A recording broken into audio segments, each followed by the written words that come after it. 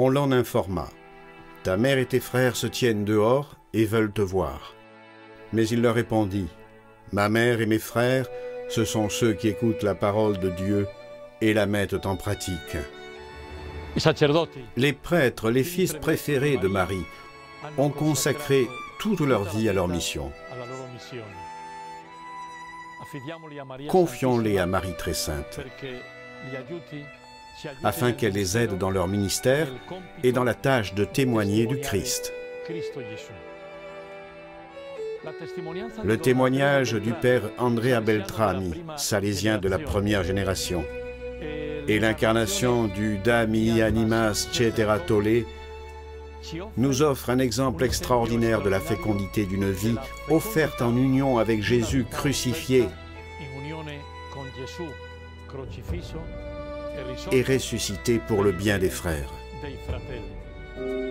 Né sur les rives du lac d'Orta le 24 juin 1870, Andrea reçoit une éducation chrétienne dans sa famille, développée au collège salésien de Lanzo, où il entre en octobre 1883. En 1886, il reçoit l'habit religieux de Don Bosco. Au cours des 2 années qu'il passe à Turin-Val Salice, il noue une amitié spirituelle avec le prince polonais Auguste Czartoryski, déjà bienheureux.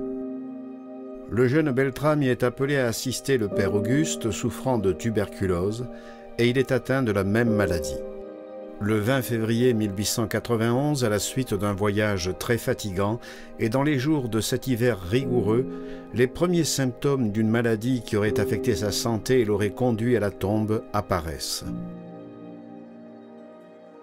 La maladie conduit le jeune Beltrami à une consommation progressive et à un isolement forcé. Seule la grâce de la foi lui permet d'accepter cette condition, qui jour après jour l'assimile de plus en plus au Christ crucifié et une statue de Lecce Homo qu'il veut dans sa chambre le lui rappelle sans cesse. Savoir souffrir pour sa sanctification, son expiation et son apostolat. Il célèbre l'anniversaire de sa maladie comme un temps de grâce. Ordonné prêtre dans les petites chambres de Don Bosco par Monseigneur Caiero, avec un désir de sainteté, il consume sa jeune existence dans la douleur et un travail incessant. La mission que Dieu me confie est de prier et de souffrir, dit-il. Ni guérir ni mourir, mais vivre pour souffrir, est sa devise. À son compagnon qui a de la compassion pour sa maladie, il répond « Dieu sait ce qu'il fait ». À chacun d'accepter sa place et en cela d'être vraiment salésien.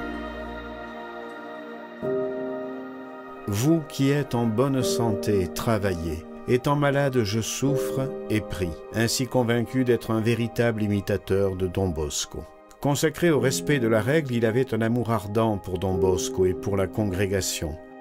Au cours des dernières années de sa vie, après avoir été ordonné prêtre, il a écrit diverses biographies de saints et plusieurs volumes de lectures agréables et éducatives.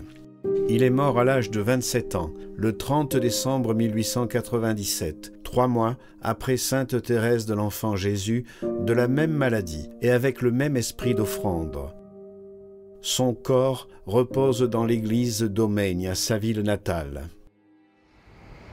Le témoignage du père Beltrami confirme ces mots de Don Bosco.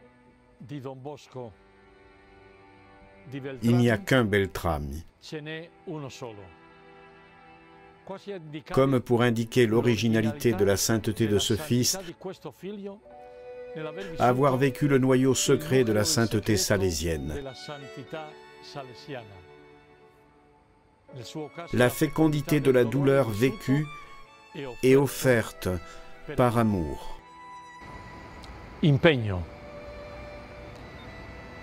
Prions pour les vocations à la vie consacrée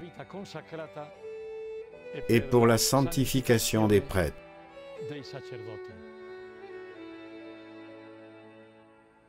Atto di affidamento. Ô Marie auxiliatrice, comme notre père Don Bosco l'a fait avec les garçons de l'oratoire de Valdocco, à l'occasion du choléra, Nous aussi, dans un monde touché par l'épidémie de coronavirus, nous voulons, en tant que famille salésienne, exprimer notre confiance filiale à ton cœur de mère. Réconforte les malades et leurs familles. Soutiens les médecins et les professionnels de la santé. Aide tous les membres de la société et les dirigeants. Accueille tous ceux qui sont morts à cause de cette épidémie. Surtout, renouvelle en chacun de nous, dans nos communautés et nos familles, la foi en ton Fils Jésus, mort et ressuscité. Faisant nôtres les mots de Don Bosco, nous te disons: Ô Marie, Vierge puissante, vous êtes la grande et illustre protectrice de l'Église. Vous êtes l'aide merveilleuse des chrétiens. Vous êtes terrible comme une armée en ligne de bataille. Vous qui seul avez détruit toutes les hérésies dans le monde entier, protégez-nous dans notre détresse, dans notre lutte, et dans notre défense difficile contre l'ennemi. Et à l'heure de notre mort, accueillez nos âmes au paradis. Amen.